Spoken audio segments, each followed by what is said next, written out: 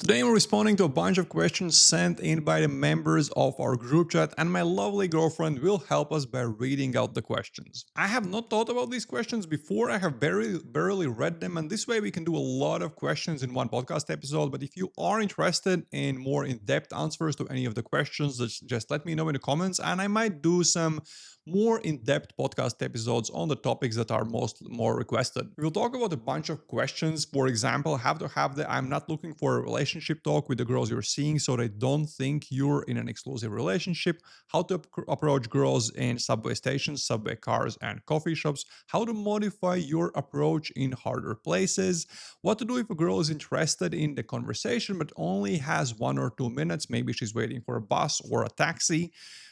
Is it ever okay to sexualize your day game conversations? Should you talk to girls about day game? And many other questions. There are timestamps for each question in the description in case you want to hop around. The questions are sent in by guys with anywhere from 0 lays to almost 20 lays, so all the way to upper intermediate level. They're all in our group chat where I'm hanging out with my closest day game friends, my infield coaching students, and the guys in my online coaching program. If you want to join them, you can find all the information about the online coaching program by clicking the link in description. There you'll find how it usually works, the approximate pricing, and how to schedule the first initial discounted coaching call so we can get going, where we will listen to some of your recorded sets and already see how you can improve your day game. If you want to learn day game with me this summer in person, then there are some coaching spots left available starting mid-June. All the spots until then are fully booked. And now let's jump into the Q&A. And here we are with my lovely girlfriend who's gonna help us with reading the questions for the Q&A you guys sent in. This is not a specific question as such, but you have mentioned the hockey stick learning curve for Daygame. This was in my head earlier as I was reading about something called the latent potential curve. If you haven't already, it would be good to hear briefly your take on the different stages of the learning curves as you see it from your experience teaching. Okay, so the thing is with Daygame, people ask, hey, is this possible? Can I get this level of girl? Can I get that level of girl? And the answer is usually, if you're able to run smooth, nice conversations that are just flowing, great. You can do really well in Daygame. But until you get to that point, until you're kind of looking for words, struggling to come up with the next thing to say, the delivery is complete shit because you're so nervous, yeah, you can't expect a lot of results unless you're running to the right type of a girl. So the idea is there's the minimum required level of game that you need to start getting results. And this is why I call it the hockey stick learning curve. You're learning day game, it's getting better, but the results are kind of nothing happens. And then once you reach that critical moment, all of a sudden things start to work. And that's like a very, very magical moment. But if you're talking about specific stages for learning day game, first of all, and unfortunately you can't do it without this, you need to put in volume. I worked with a lot of guys both in person and remotely, and people who are not putting in decent volume, they're simply not learning fast enough. Why? Because first of all, the first 3 to 5 approaches in any given day game session, they're warm-ups. Like you're struggling a little bit, your brain, maybe you're still thinking about your work, you're not as fluid, not as in the moment, right? But then when you warm up, you start running really good sets. So when you go out, if you're doing like 3, 4, 5 approaches per day, yeah, you're never hitting that peak that peak level that you could. You're never running your best sets. That also means if it takes you 2 hours to do 5 approaches, you're also never getting there because you never reach that momentum. You have to keep the momentum going, and that's when things start flowing. So the first level, the first phase is definitely putting in the volume. But then the rest of the learning curve is sort of very much step by step. Yeah, you can't look at, hey, am I getting laid or not? That's a very unhealthy way to look at day game results, because if you take the best guys in the world who are getting laid with 1 out of 30 girls they approach, 30 to 1 open to lay ratio, then that means 30 to 1 converts to 97% failure rate. So 29 out of 30 approaches don't end with a lay. And this is for some of the best guys in the world, right? If you're looking at a good beginner, I'm not talking about a beginner, a good beginner who has good understanding of day game fundamentals, meaning he can run a smooth conversation, that guy might be getting laid with 1 out of 100 girls. That means 99% failure rate, right? So you're going to be failing a lot. And if you're only looking for lays, then, well, tough luck, it's going to be pretty hard if you feel like you failed in all the other cases. So um, when you're learning Daygame, the rest of the phases are sort of, where are you stuck? In the beginning, you are getting blowouts left and right. Yeah, and that's because you're so insecure, nothing is working, and so you need to fix that. Once you fix that, you start running maybe short conversations. Yeah, this is kind of the second phase. The first phase is overcoming approach anxiety and starting doing any approaches. The second phase is the copy paste phase, right? It's where you're learning a good stop, you're learning a good opener, you understand how to get topics to talk about. But this phase can be learned by simply learning, hey, what are the best day game openers? You can understand stacking. What are the best stacks? Yeah. And that all of that is absolutely copy paste, and that's a whole phase where you start getting girls to stop, you start getting them to give you maybe 1 minute, maybe a little bit longer.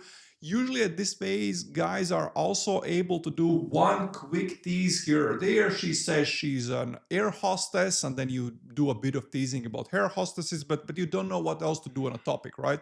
You find out something else about her, you do a quick tease on that, but again, you don't know anything else you can do on that topic. She's not giving you much, and you keep finding out things about her, you keep trying to keep the conversation going, but it's not really, you're not good enough to spark attraction, so she's not responding much, and it's oftentimes you run out of things to say. And this is the second phase of learning day game, the copy paste phase, where you get really good at copy paste stuff. You start getting some numbers, dates, and lays with girls who like you initially from the open, right? But you can't take a girl who doesn't like you initially and then make her interested. So this is based on yes girls, which brings us to the third phase of learning day game, which is where you learn. I call it the storytelling, but it's actually not just storytelling. It's, hey, you got a topic. How do you take that topic and carry out a long conversation? How do you talk about her being an air hostess for like 3 minutes in a very interesting way? Then you find out she's from Toronto. How do you carry on a conversation about her growing up in Toronto for 3 minutes in a very interesting way? Yeah. And this is not copy paste. This is about your ability to come up with things to say on anything that can come up, and knowing, hey, if this happens, I can do this. If the other thing happens, I can do that. It's sort of like a flow chart about all the possible scenarios that can happen in a day game conversation, and becoming very good at all of those scenarios. This is the hardest phase to learn. Guys either get stuck in the first or second phases, because learning those, you can learn those in field. Yeah, approach anxiety you learn by going out and just approaching. Copy paste stuff, you learn about the best opening line, the best stacks. I've done a video, advanced day game stacking, and 4 best stacks I teach my students. You can learn those, go out, but you're gonna get stuck in that second phase because again you're learning in field. Yeah, the third phase, you can't learn storytelling in field by talking to girls. You have to analyze what you did between your approaches and think, hey, the next time I meet an air hostess, what can I do with this topic? How can I carry on this conversation? Yeah. And I talk a lot about this on a podcast episode about storytelling. So if you search on my YouTube channel storytelling, there's a video, hardest skill to learn in day game storytelling, where I go much more in depth on this topic. So these are the 3 main stages, how you get to a level where you start getting laid consistently. And then once you get there, obviously there are a lot of other stages that come out. It's sort of getting laid and getting laid with hotter girls and figuring out what you like, etc. But that's a whole different conversation. So let's end this question here. Okay, next question. Do you have a go to line you use if you're walking back to your place during the bounce and then the girl changes her mind about going back to your place? If halfway back she says she didn't realize we were going back to my place, rare but does happen occasionally. Again, how to handle? This should not happen. It should be very clear that you're going back to your place. Yes, I've experimented with kind of weird things like, for example, never saying where we're going and just ending up in our apartment. I've done experiments like that.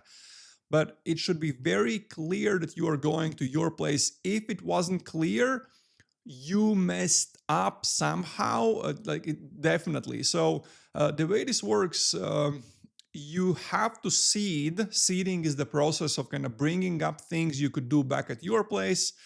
For example, you're talking about movies, and then you're telling about your favorite movie, and you're describing it in such emotional ways about how it makes you feel, and you paint a picture about what the movie is like and kind of the scenes in the movie. It's all emotional, right?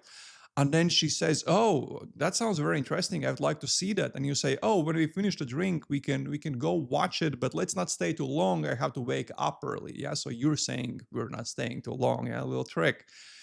And then she is either going to say yes or no. And if she doesn't say anything, or let's say she says, "Oh yeah, maybe," then at the end of the date, you're saying, "Hey, let's go watch that movie." It's explicit that you're going to your place to watch a movie, or you're talking about how you love playing guitar in an evening to relax. It's your way of meditation, and I don't know, whatever you want to talk about that, but make sure you're painting a picture. And she says, "Oh, I would love to hear you play guitar." And again, you say, "Oh, when we finish the drink, we can go to mine, and I'll play a song for you. But again, let's not stay for too long because I have to wake up early in the morning." And so by the time you leave the bar, it is absolutely clear you're going to your place. You're finishing the drinks, like, "Hey, okay, let's go. I'll play a little guitar for you for like 20 minutes because I have to wake up early." Um, so fix the mistake before it happens. Yeah, don't try to fix it. If you are in a situation when you're on your way back to your place, and she all of a sudden doesn't realize you're going to your place, you fucked up before. It doesn't matter how you solve the situations. It matters how you ended up in this situation. You have to fix that. That's it. Okay, so this is like a two-part question. So do I Okay. need to read all the two parts, or the first one and then the second one? First and then second. Okay, I would like to hear more about I'm not looking for a relationship topic after having sex the second time with the girl. So the first part. What are the make or break points? The best way to approach it, what to say exactly, and how to explain properly why I don't look for one. Okay, so I have a rule about when you're starting to have regulars, girls you're seeing kind of regularly, is to make sure that they understand what's happening, and they don't think you are in a relationship. It's good to have a talk with them where you explicitly kind of discuss what's happening. This is important for day game beginners. For kind of higher levels, it's not that important because you can choose whether you're day gaming in a mode where it's clear for the girl that, hey, this might be something serious, or you're day gaming in a mode where she knows, okay, this dude is just for fun, this is not going to be anything serious. But for beginners, this is very important because you don't want to break her heart. Yeah, you don't want to mislead her. The only reason guys are lying to girls and misleading girls is because they don't know how to get laid without that. So for beginners, it's very simple. After the second time you sleep with a girl, you simply say, "Hey, let's sit down. I just wanted to talk about one thing with you really quickly. You're a really cool," and obviously you sit down and blah blah blah, glass of wine if you want. Who cares? Um, I you're a really cool girl, and if I was looking for a relationship, then you'd be the exact type of a girl that I would actually go for. But right now, I'm in a stage in my life where I'm really not looking for a relationship. So I just wanted to make sure that we're both clear on that, so that we all feel good about this. You can change the phrasing to however you like. But again, if I was looking for a relationship, you would be exactly the type of a girl I would be looking for. But I'm just not in that phase of my life. It's a very simple statement. That's it. That's all you have to say. And in most cases, she will say, "Okay, that's fine." And if she doesn't agree to that, stand your ground. If you're not looking for a relationship, don't give in. Don't pretend you're going to be in a relationship. Maybe she's a very serious girl, only looking for a relationship, not looking for anything casual. So that's it. You part your ways. You slept with her twice. you're never gonna see her again. That's it. Yeah. And if she, by the way, she keeps texting you afterwards, if she wants to meet afterwards, like, make sure she understands the rules. Yeah. Don't give her the hope, because sometimes women will talk themselves into believing that even though you said these things, yeah, no, he's still seeing me. He knows what I said, what I'm looking for. Yeah. Because she said what she's looking for. So she believes if you keep seeing her, then you are her boyfriend, and you believe that, hey, I told what I'm looking for, and if she keeps seeing me, she understands that, hey, this is just casual. So don't do that. Make sure it's really really clear.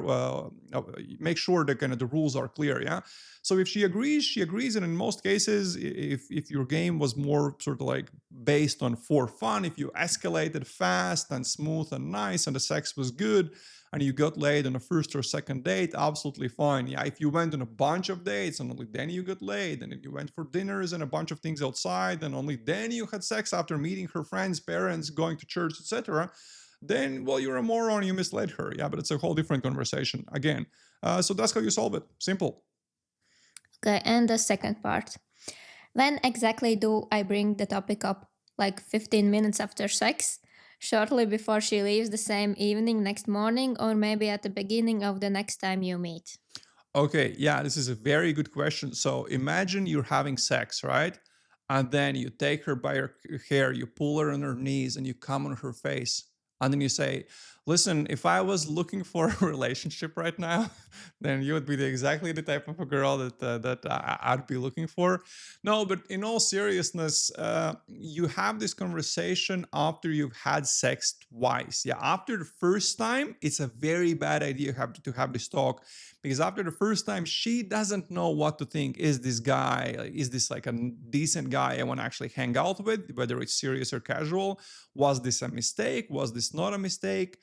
So it's too early. You're gonna fuck it up if you say it after the first time. After the second time, she has spent more time with you. By the way, very important point. When you see the girl, when you've slept with the girl once and you invite her out again, see her one more time for something outside. Go for a drink, go for some activity outside, and then go back to your place to have sex. Yeah. Why? Because after the first time, she doesn't know, is this guy gonna treat me like someone who like just is all he wants from me is just sex, no conversation, no nothing else. Yeah, we just gonna meet, fuck, and that's it. Or are we also gonna spend some time, have some fun, maybe do something outside, even though it's casual? Yeah, she never knows. And then when you invite her to do something outside before the second time you have sex, she's gonna see, she hangs out with you a little bit more, she bonds with you a little bit more, she understands, okay, yeah, this is actually like a decent guy, I like spending time with him, that's cool. But then you have the conversation, now she knows, hey, he's a decent guy, I like hanging out with him. And then you kind of give her an option, hey, this is for fun, this isn't anything serious. And so it's much more likely that you're going to succeed. Never do this later than the second time, because then it's like the third time is way too much. She might already start thinking, kind of, hey, she might already have defined what this is in her mind. She might have started thinking about, the names of your kids and all of that stuff. So don't do after the third time or even later. Yeah. So after the second time, when to do it after the second time you have sex, it doesn't really matter. I mean, don't do it immediately after you have sex. I mean, probably you met her, you spent some time, then you had sex, and it's not like you're kicking her out right after having sex, right? You're maybe chatting a little bit more, maybe finishing a movie, maybe she spends the night. Yeah. So somewhere in that evening after having sex for the second time, that's when you have this talk. Very nice. Very nice. Very nice. Borat approves. Signe also approves. Okay, so advice on improving the delivery of canned content. I know for the most part it's just doing it in sets over and over, but aside from that, any key insights, tips from advanced guys? I feel like at the moment my material comes across somewhat performative, and girls have commented on this. Okay, this is a very, very good question. I actually answered this question privately to this guy during our weekly check-in, but I think this is an important point. A lot of guys who are learning game in a structured way have to understand, first of all, why do we use canned material in the beginning, because the goal of Daygame isn't to become a copy-paste monkey who's doing the same lines over and over again. Yeah, it's to be able to have a smooth conversation about anything that can come up, right? But in the beginning, while you have to think about how is my body language, how is my voice, am I speaking too loud, too quiet, too fast, too, I don't know, too high pitched, oh my god, what do I have to say, oh, what do I talk about next? There's so many things going on at the same time. It is impossible to fix all of them at once. So what we do is we start with some copy paste lines with like a nice copy paste opener, copy paste stacks, even some stories that are maybe 80% copy paste, 20% improvised. Again, more on that you can learn in my storytelling podcast episode. Just search about storytelling on my YouTube channel. Shit, what was I gonna say? Canned material. Yeah. And the idea of canned material is that there are no magical lines that are gonna make the girl like you. It's the canned material is not about saying the perfect thing. It's just that when you know exactly what you're gonna say, you have one less thing your brain needs to worry about, and you can focus more on your delivery. How is my voice? How is my body language? Am I speaking too fast, too quiet, or anything else, right? So this is where it becomes important. But once you start using it regularly, there are a few things that can happen. First of all, to get to a level where you deliver these lines in a good delivery is good, you can record your day game conversations, just an audio. Yeah, there's a video about how to record your day game sets on my YouTube channel. Just search for record and you're going to find it. And listen back to your recordings right after each approach, not when you go home. No, right after each approach. You do the first approach, you listen back to it. You're gonna hear if you're speaking super fast or if your tone of voice goes up at the end of each sentence and it sounds super weird. You're gonna instantly notice it and you're gonna be able to fix it right in your next approach. If you do this when you go home, you're gonna forget it by the next time you go out. So this is how you polish your delivery. But what happens when guys do the same line over and over, they sometimes become a little robotic, a little performative, and it stops working. And sometimes girls will call you out on this. If they call you out in 1 out of 20 approaches, it does not mean anything at all. If it happens, every session, then it's a bit of a problem. How do you fix this? Well, you are too much on autopilot. You need to get back to a point where you have to think about what you're going to say a little bit more. And the way you fix this is actually really simple. And by the way, what a lot of guys do is they go to the other extreme. They say, oh, I'm going to improvise now. No. That's too much. Your brain won't be able to handle that. You change the small part of a line. Let's say you change your pre-opener. Instead of saying, hey, sorry, I hope you speak English, you say, hey, sorry, I just had to tell you one thing. Or instead of saying, I saw you over there and I thought you look beautiful, you say, oh, I had to say you look nice. Instead of, or you change some stack. Instead of saying, hey, what I noticed is you looked so relaxed, like you're coming from a yoga session or you just had 3 glasses of wine for lunch. You say, what I noticed you look super artistic, like someone who works in fashion or at an art gallery. So you change your stack, and changing one part of your full opening line, whether it's the pre-opener, the complement, or the stack, will be enough to make your brain kind of tune in again and the delivery will become much better. That's it. Next question. Yes. Lady. Okay. Do you still make approaches when you look like a crap? For example, covered in sweat after a workout? I say no. Why no? Because I wouldn't want to talk with a guy who's like sweaty or stinky. Okay, this is a common thing guys ask. They think unless I look like I went out for day game, I put on my nice shirt and my nice shoes and I'm perfectly groomed and everything is great, and only then I can approach, right? No, you can approach in any situation. Of course, if you are coming from like some mud run and you're all covered in mud, or you went like bushcraft camping in the forest, and when you spent 3 days by the fire and you all stink like bonfire and sweat, obviously at that moment you don't approach, right? Because she's gonna think you're a homeless guy trying to kidnap her. But other than that, yeah, right after workout, you can definitely approach. Let's say you're finishing your run and you're in your running gear. You can go like if you see you're not gonna do a day game session, but if you see one girl, you can go and approach and listen. You go to any popular day game city, one of those over game places. You go to Warsaw, you go to Krakow, you go to London and you go to main day game areas and you look at how the guys approaching their look. Most of them look either just shitty, lower side of average, or they look like bums. You know, I was in Prague just a week ago and I saw a guy approaching a stunning, crazy hot girl. And this guy was looking like a homeless person. He was walking with the girl, not doing a stop. And you could see that the girl was creeped out. So obviously, don't do that. Your style and grooming, they have to be very, very good. But if you happen to finish a workout and you see a cute girl, you should still approach. Okay. Okay. Advice on dealing with wintertime. My mood is 1000% better with spring weather. Dread next New York City winter. Well, you know, grow a thicker skin, grow some balls. I don't know. Well, this is important for guys who have mood swings, right? Who sometimes feel really good about life and sometimes they get depressed.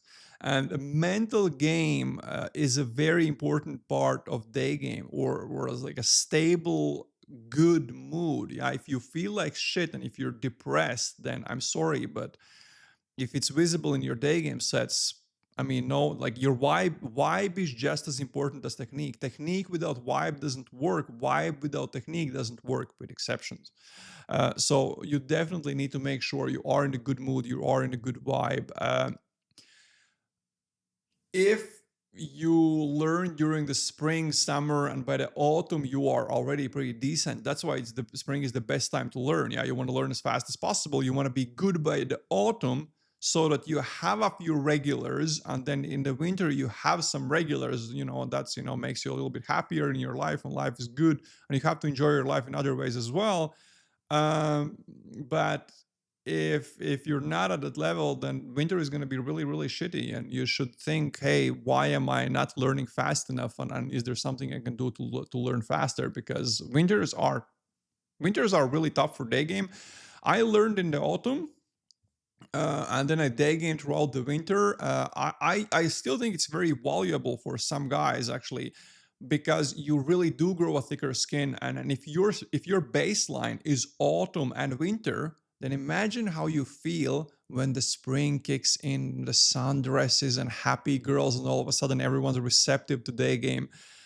So yeah, there's no quick fix. This is more about the general happiness and satisfaction in life. If you're unhappy in general, then you have to focus on that instead of thinking about, hey, how do I gonna survive the day game winter? Of course, by the way, go on day game trips. Go to, like, if you're from the States, you said in the question that you're from New York City, go to fucking Mexico, go to I don't know, Argentina if you speak Spanish. There are plenty of places you can go to on day game trips. Asia, even Europe, there are places that are really good for day game in Europe during winter. Go on day game trips. That will definitely help. Like once a month, just go somewhere. If your work allows, working remotely once in a while, maybe not once a month, like once a few months, just take a few weeks to go somewhere, enjoy your life, and yeah, that's gonna help. That's it. Yes. Yes. Adaptations for approaching girls in subway stations or subway cars. Um, Indicators of disinterest is the most important thing you have to understand here. When you stop a walking girl, if she's not interested, she can always leave. Yeah, so you don't have to worry about, does she want to talk to me? If she doesn't, she can fuck off. But in a closed spaces, also seated girls standing and waiting for something, yet they have no way to leave because, well, you came up to them. Yeah, they would have to physically leave you, and she doesn't know, is he going to follow me? Is he a creep? So look for signs of disinterest. Is she still on her phone? Is she looking away? Maybe giving you very short answers, not giving you eye contact. Yeah, things like that. In that case, wish her a nice day. Leave. Gonna step away. Yeah, go to another part of the subway station. So that is the most important part. Subway cars. I personally don't approach a lot and have never approached a lot in such environments.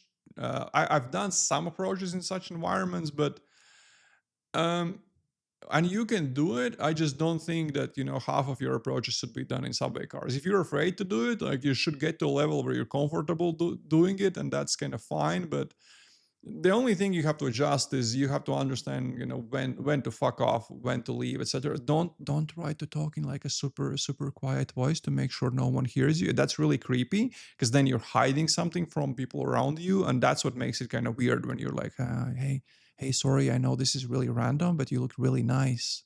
Oh, want to go, like, I don't know, for a walk? Like, let's behind that train. That's really creepy. So don't do that. That's it. Okay. Mindset for approaching models or stupidly hot girls. I don't have AI, but there's always a voice that says no chance she goes out with me. AI? AI. That's what it says. Or AA. Oi. What does AA stand for? No, don't do this. Approach anxiety. You know this. Yeah. Okay. Yeah. So uh, previously in the Q&A, I talked about the minimum required level of game, but I'm going to repeat this in case you're watching this as a separate video. To start getting good results in Daygame, you need to get to the minimum required level of Daygame skills, yeah, to a level where you're able to carry out a smooth conversation. The conversation is just flowing. It seems like it's happening naturally. Yeah, you listen to it from a side and it's like, wow, that was such a nice conversation. And if once you're at that level, you're going to start getting results. If you're still looking for words, if you're really struggling, yeah, then it's going to be really hard to get results. And then once you're at that level, you can approach an average looking girl and get dates with her, or you can approach a very hot girl and get dates with her. Of course, the ratios will change, because hotter girls, especially in big cities like New York City, London, Toronto, all the big cities, they have a lot of demand. They have a lot of options, right? So it's gonna be harder to get them out. But other than that, the game is the same. One important point is, don't treat a hot girl differently than you would a normal average girl, because they are used to guy, like, whenever a guy hits on a hot girl, he's treating her as if she's just this super hot, super fragile thing, and he's afraid of teasing, etc. So treat her like every other girl. Yeah, stop pedestalizing her. Treat her like you don't really care whether this happens or not. Yeah, don't be needy and all of those things. Yeah, it's just an instant turn off. Yeah, that's one thing. But the second thing, this is what I said personally to the guy who asked this question. We had a bit of a chat about this. I hear all the time when day gamers say, "Oh, I went out with this super stunning girl. Oh my god!" And they show me the pictures, and I was like, "Okay, well, she's a beautiful girl, but okay, cool, but nothing crazy, right?" So there is a difference to what super hot means to someone who is just starting to day game and is used to dating girls from dating apps or kind of social circle, and there is a difference to what someone who is really good at day game is used to in terms of hotness. So someone who is super extremely hot to you might be like a regular average beautiful girl, like if we want to use numbers, then well, 7, like to another guy. So and with those, you can do, like, you can get dates even if you're not at that super high level of day game. Not all of your conversations are super smooth, especially if it's in a smaller city, especially if she's a bit of an introvert, a bit more shy, doesn't get approached as often, etc. So it's like a small thing you have to take into account. Very good. Very good. What to do when you date a type of... Okay, I'm gonna start over. What to do when you date a type of girl that talks a lot like a train, non-stop, and it's in her logical brain? Okay, yeah. Sometimes you will go out with girls who are just very logical in the way they think about things. They'll talk about work and about politics and religion and like all these like really shitty topics. Oh my god, like some woke stuff. Like if that happens, Your job is to move that conversation away from these topics. And you have to see, hey, does she keep bringing it back to these topics? And sometimes you do everything, you keep bringing away from these topics, you keep bringing away from these topics.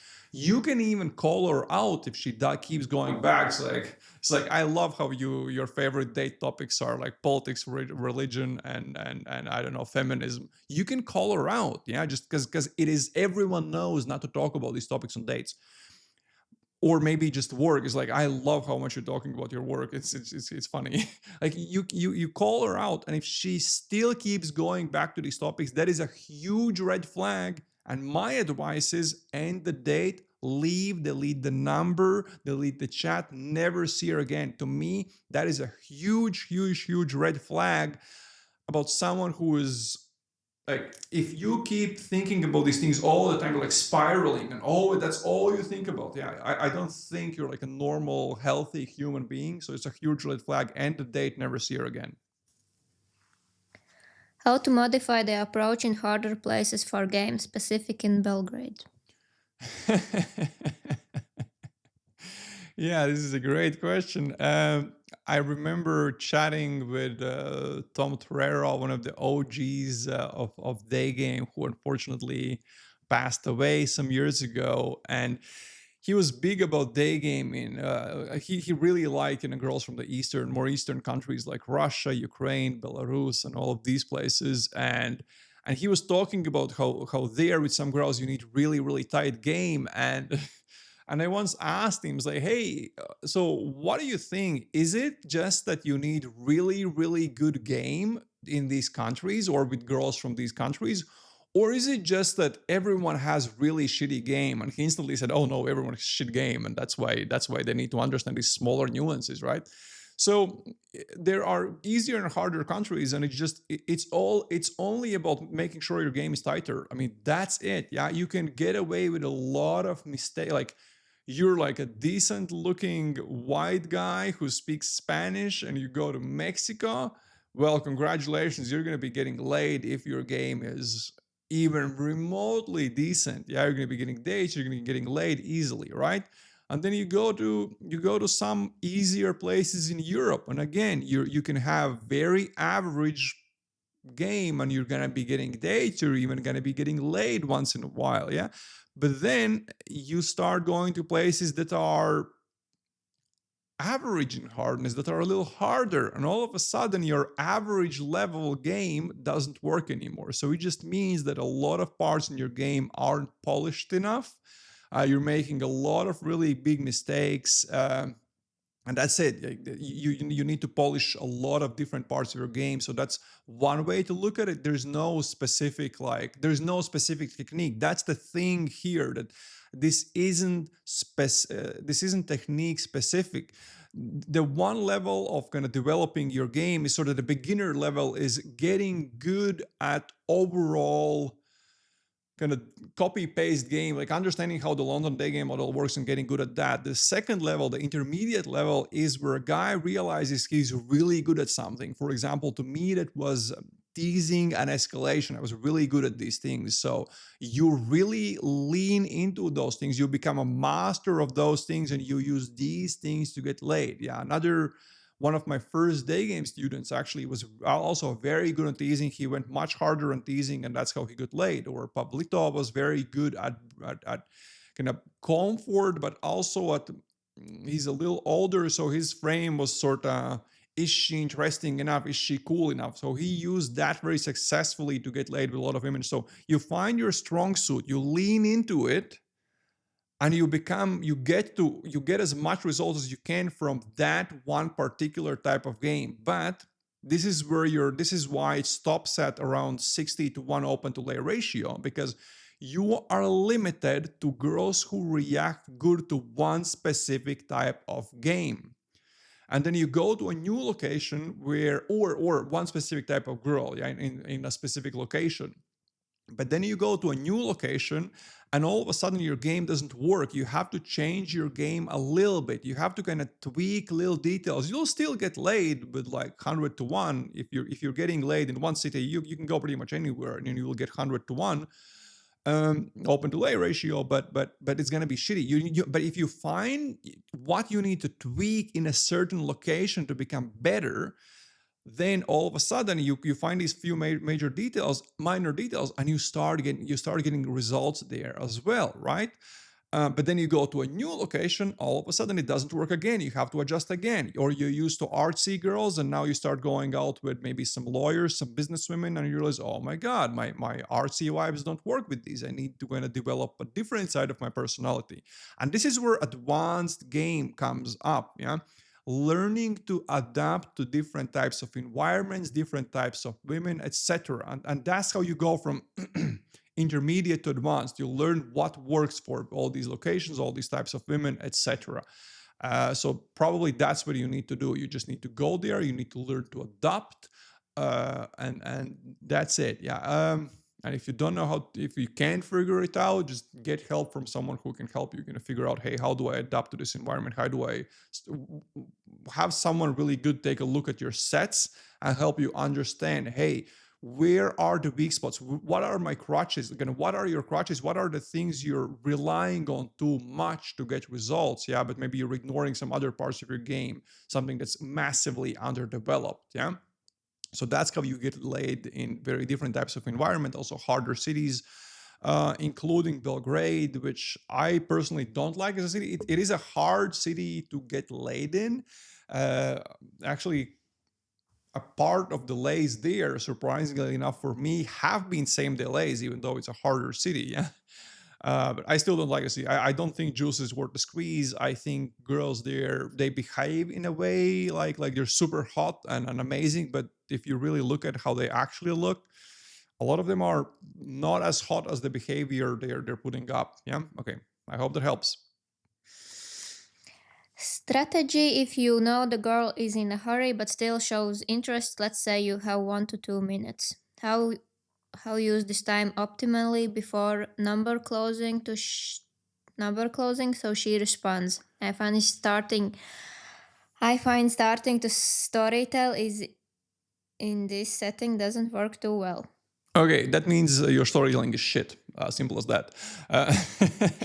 If your storytelling is engaging, a short amount of time is still good. Yeah, it has to be engaging all the time. It means it's too boring. It's not engaging enough. Yeah, but to answer this question, this is actually a very, very good question. Yeah, and I've played around with this. Of course, there are, by the way, cities where your sets will be shorter. Like in New York City, your sets are not going to be 8 minutes long. They're going to be closer to 5, and that's all you need.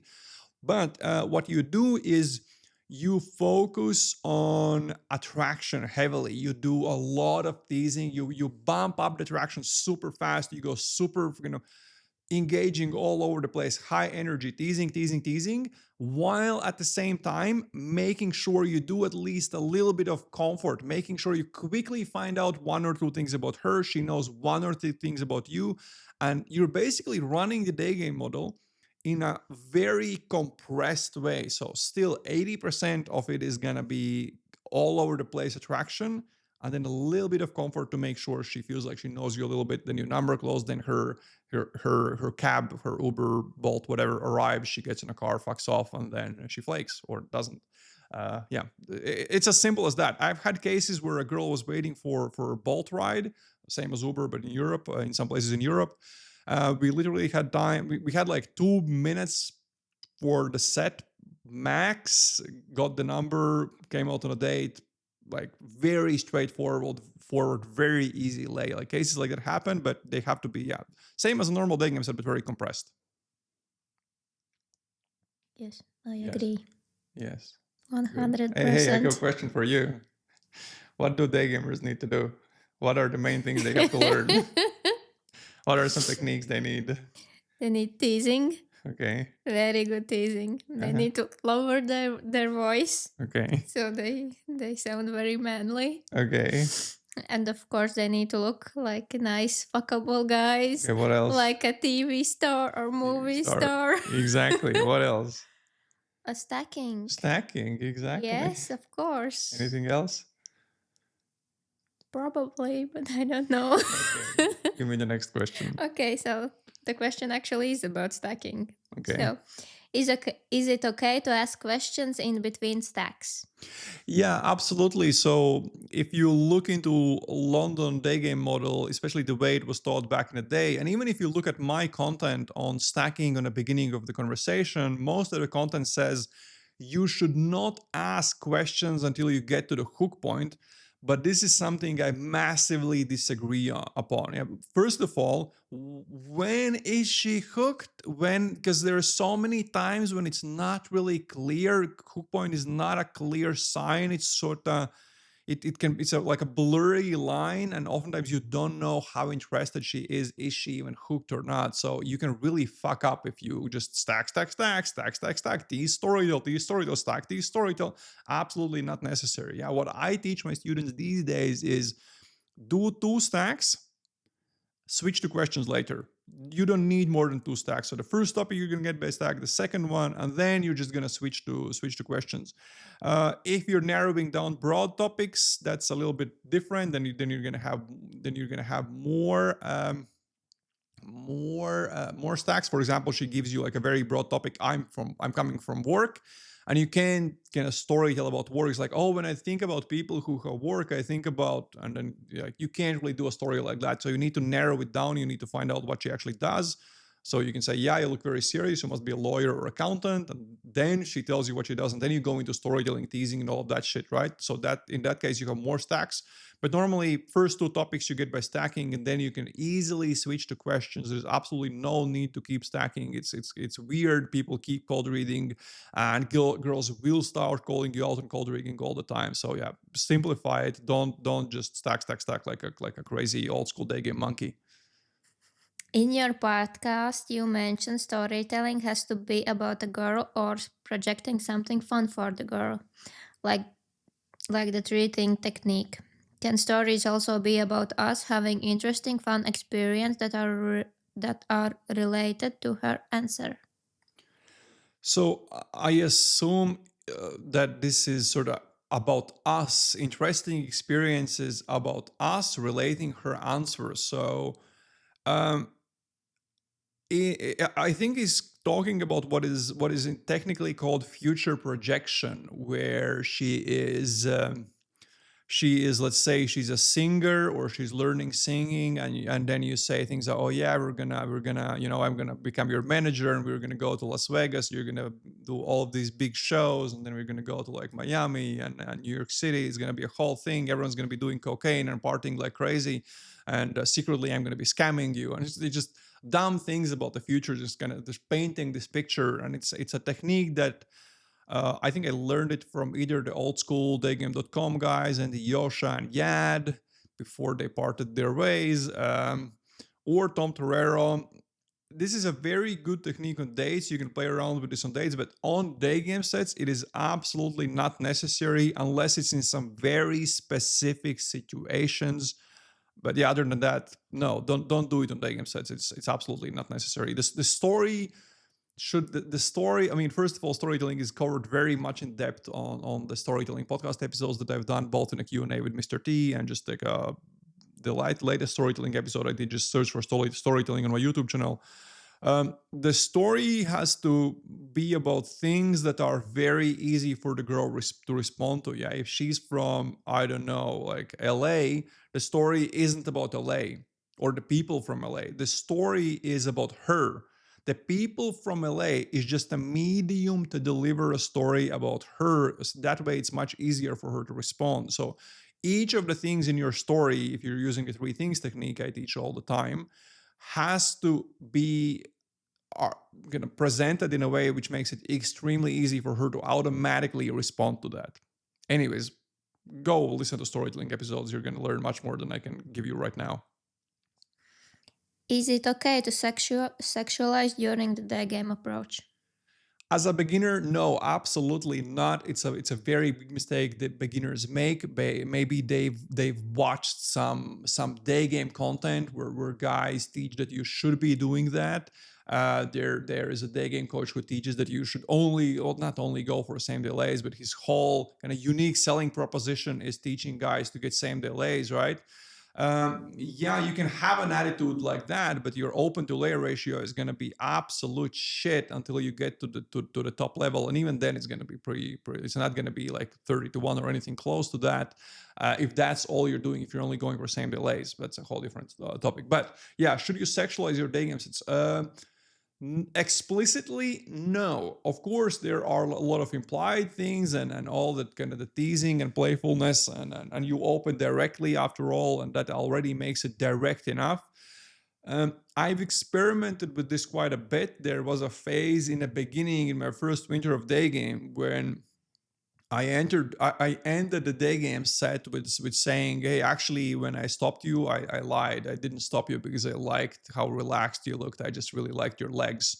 And then I number closed, and I did like a phase where I did this, and then I realized that, hey, why am I having so many really good day game sets and all of the numbers flake? Like, why is it happening? And it correlated with me doing very direct kind of spikes in my day game, so it's not necessary. That being said, once you get to like an intermediate level where you look for what are your what are kind of your strongest sides in day game, maybe teasing, maybe something like that. For me, it has also been being this kind of the bad boy persona, which I kind of used to carry quite a bit. So my sets naturally oftentimes will end on topics like bondage, drugs, and things like that. Um, but that was me leaning into my strong suits, experimenting with that, and doing that with only specific types of girls. So if that is someone that, if that's something that's part of your personality, and you are in maybe in the kind of king community or in the bondage community or anything like that, then and somehow you lead the conversation to these topics with the right type of girl, and not overtly start talking about, I don't know, like spanking or whatever. Obviously, you don't want to do that. So if you're experimenting with that because that's congruent to your personality, that's absolutely fine. If it's not, you should not be doing that. Yeah, it's not going to be congruent, because let's say you do that and you're like a proper vanilla guy, and then she's like, "Oh, I expected you to, well, insert a lot of explicit things here." Yeah, but then you're just, two pumps and you're done. What the fuck is that? She's going to be disappointed, right? So yeah, so that's the only case where you should sexualize your day games. It's except, by the way, um, if it's on your way to kind of the advanced day gamer level where you are experimenting with different things and seeing what you can get away with. Yeah, that's true. On dates as well, you can definitely experiment with that. You can experiment with pulling faster and faster, but that's more about dates. That's not about day game sets. So yeah. Yes. Yes. He is a nice boy. Nice boy. When should we plow, or when should we just walk away? Okay. Is there context to that question, or No. okay, when you should keep going? And if it's a walking set,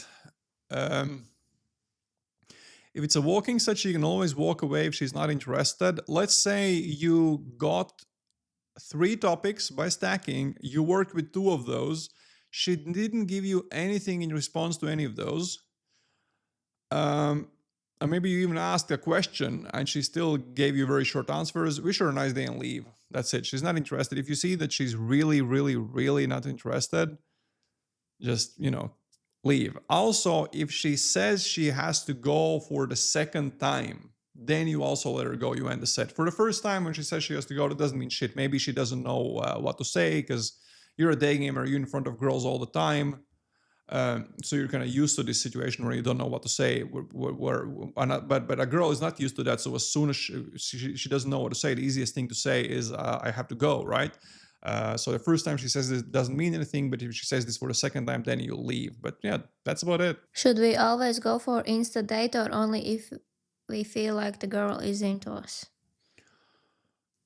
First of all, only if you feel the girl is into us, if she's really receptive. As a beginner, you should go for Insta dates for sure, because Insta date is a way to practice the same things you're gonna be the same things you would talk about on a day game set, but in a lower stress environment.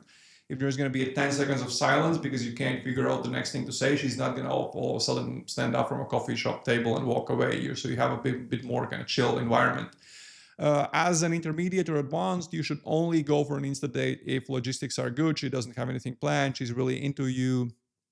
There are like proper signs that this could be a same delay. So you do an eye date to see how she reacts to maybe some spikes, some very light physical escalation to understand whether to go for a same delay or not. Ideally, from the moment you first cross each other in the street, how quickly should you stop her? For example, turn around 1 second after you cross and arrive level with her in 6 more seconds, or like just as quickly as possible? Okay, so this is a very, very important question. Very good question. So the formula is you have to look at how fast she's walking. So count her steps for 5 seconds, then look at how many steps she took, then find a square root of that number of steps she took, and you have to open within that number of seconds plus minus 2, or she's gonna blow you out, and that's it. End of day game set.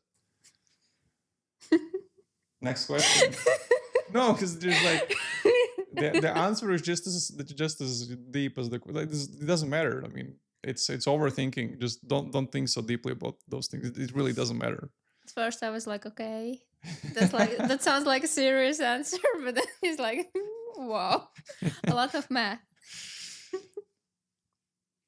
I work with really smart guys. They like geeky shit. So Okay, so after hook point, tips for conversation topics. For example, try to go deep into theme or ask open questions. Tell concrete stories, focus on stories about friends. So you seem sociable, not introverted. This part is less structured, but sometimes I feel I let it get too boring or talk about nerdy things that make me unattractive. Stick to travel hobbies. very simple. First of all, go to daygamecourses.com, sign up there for the free day game courses, and in there's a module about I don't remember what the module is called, but the video is about what to talk about in a day game set. Yeah, that's it. This is like topics you should cover. And my rule is just get to know each other, find out the basic shit. What does she do? Where is she from? Why is she in this city? What does she do for fun? You can also talk for travel. What is she up to right now? Kind of things like that. Just get to know each other a little bit. Don't complicate it, right? And in general, I like to simplify the whole day game model down to 3 questions. First of all, is there enough attraction? Yeah, so how we reach the hook point? Yes or no? Second, do I know enough about her, or what do I know enough about her? Make sure you know like 3 to 4 things about her and talk about these things. And then the third question is, does she know enough about me, or what does she know about me? Again, make sure she knows a few things about you and just talk about these things, and that's it. That's all you need. And then at the end, you can ask a qualification question, a number clause, and that's it.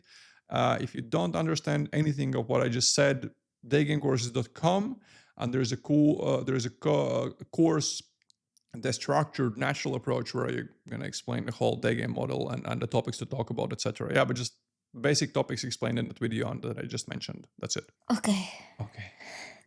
this is hard. That's what she said.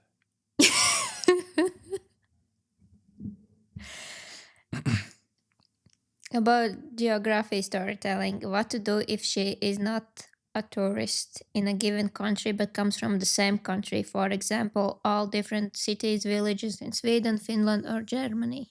Okay, yeah, this is a good question. Sometimes you meet a girl who's a tourist from a different place, and then you go into storytelling, teasing about that country. But sometimes she says, let's say I was just in Prague in Czech Republic and I was coaching a student there, and sometimes she just says, I am from here. So what the fuck do you do? You can divide this in 2 parts. One, she is from the capital where you are daygaming, or the big city where you're daygaming. Second, she moved there from a smaller city. I would first narrow this down. This is what I was teaching my student in Prague. So first thing you do is like, yeah, but you don't look like a typical girl who grew up in Prague. You have that vibe of someone who grew up in one of those smaller towns. So you're finding out, where did she grow up in? And then she says she grew up in a smaller town. And then you go into storytelling on that smaller town. Yeah, you paint a picture on that. Again, storytelling explained in depth in a bunch of podcast episodes before. Just search for storytelling on the YouTube channel. And if she is indeed from Prague, You simply do a story about Prague, about all the stereotypes, about the growing up, drinking beer since you were like 5 years old, and the weird Easter traditions they have. Like Google about weird Czech Easter traditions, you're gonna find some like really weird child abuse stuff, uh, and. And growing up in a calm city, but now it's full of tourists, and you must hate everyone here. So you divide it on whether she's from that city or from another city. There's a very important distinction. You're not asking where she's from. In the big cities, let's say you are in a place like London or New York City, where it's a status thing to be from New York City, to be a New Yorker. It's a status thing. If you move to somewhere else, it's a bit lower status in New York City. So when you ask whether she's a New Yorker, you stack about that, she's going to say, oh, no, I'm a New Yorker, even though she only has been living there for 5 years, and the old school New Yorkers would think, no, she's not a New Yorker.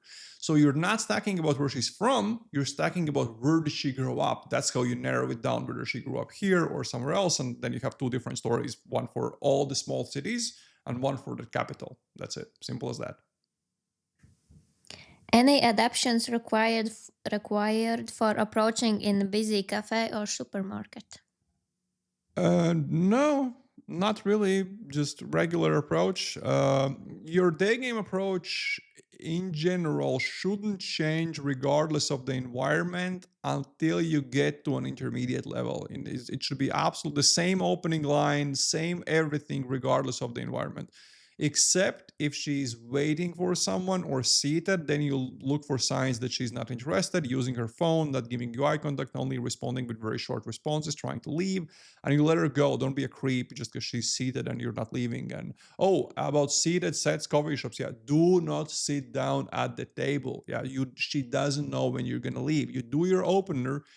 You have a bit of a chat, and if you see that she's really interested, she starts asking you questions, she's on, yeah, you can say, hey, I gotta go in 5 minutes, but do you mind if I sit down until then? And then you continue the chat, and then if you feel like, hey, this could be a same delay, like, hey, you switch to a different venue and actually do like a proper eye date, or you just wake up, you just take the number and leave, and that's it.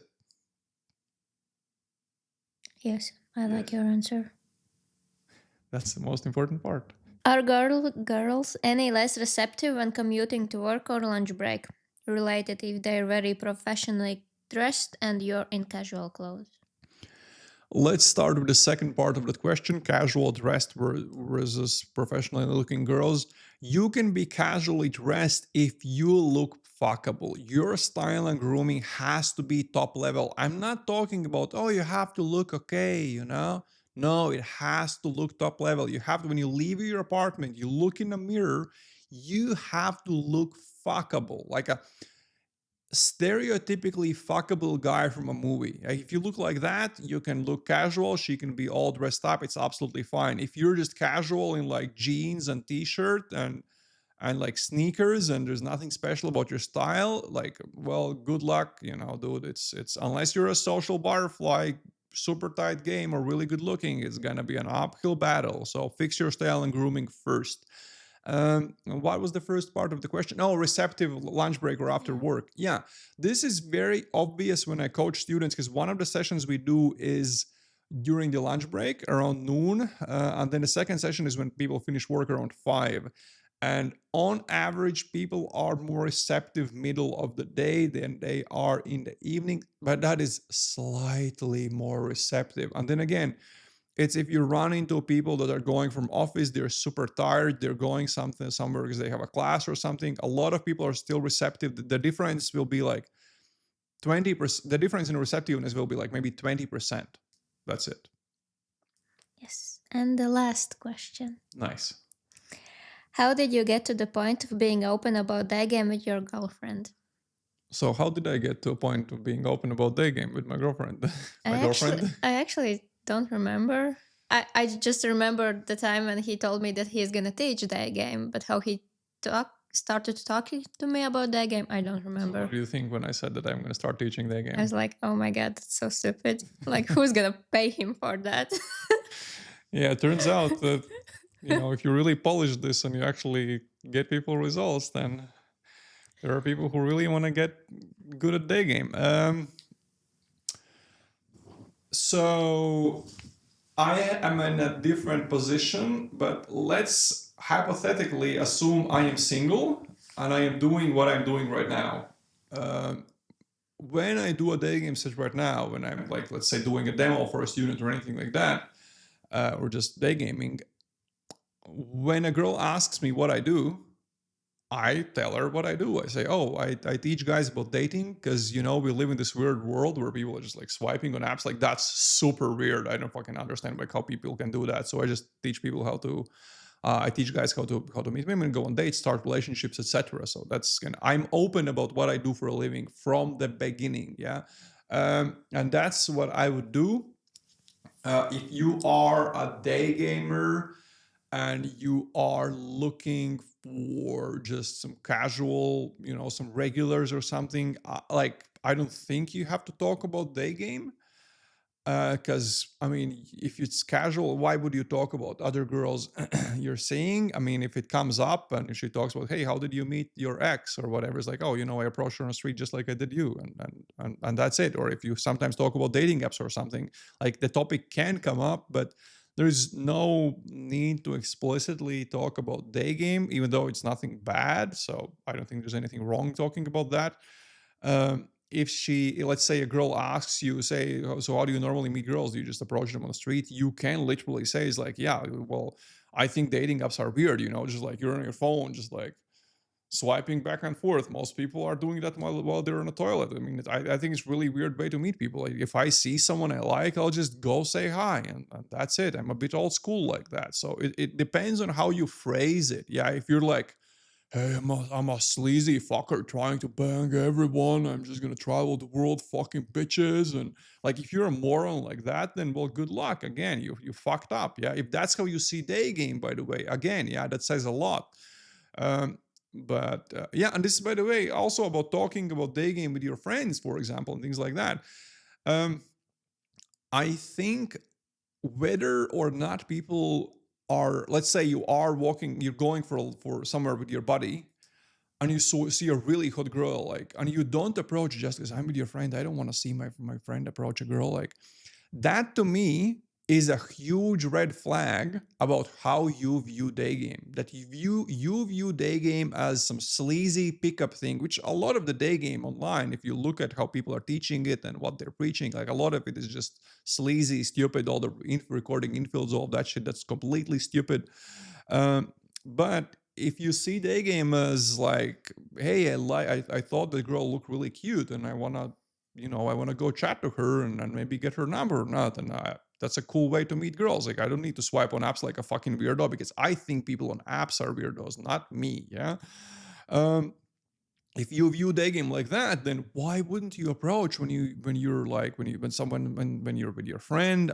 I've done approaches when I'm like, I remember years ago I was walking around shopping with my stylist Anna, who's worked with most of the guys I've coached, and we were going for a coffee, and I saw a girl on the streets, like, hey Anna, I'll meet you at that coffee shop. Give me 2 minutes. I ran off, didn't approach, or I've been at a bar drinking a beer with a female friend, and it's like, hey, I'll be back. Went out, approached a girl, came back, and that's it. Yeah, because they're like, it depends on how you view day game. So yeah, I guess that's it. Thank you for your questions, guys. Thank you. You made it to the end. Congratulations. If you want to hang out with the guys who ask these questions, join our group chat, and learn day game with me, then you can find all the information about how my online coaching program usually works, the approximate pricing, etc. by clicking the link in description there. After entering your email, you will also see how you can book the initial discounted coaching call where we will already get to know each other and work with some of your recorded sets, so you can kind of get a test drive of my coaching style, see whether you click with me, and you already get some actionable tips you can go out and use to improve your day game. All of that in the link in description. That's it for this time. See you in the next podcast episode. Ciao, guys.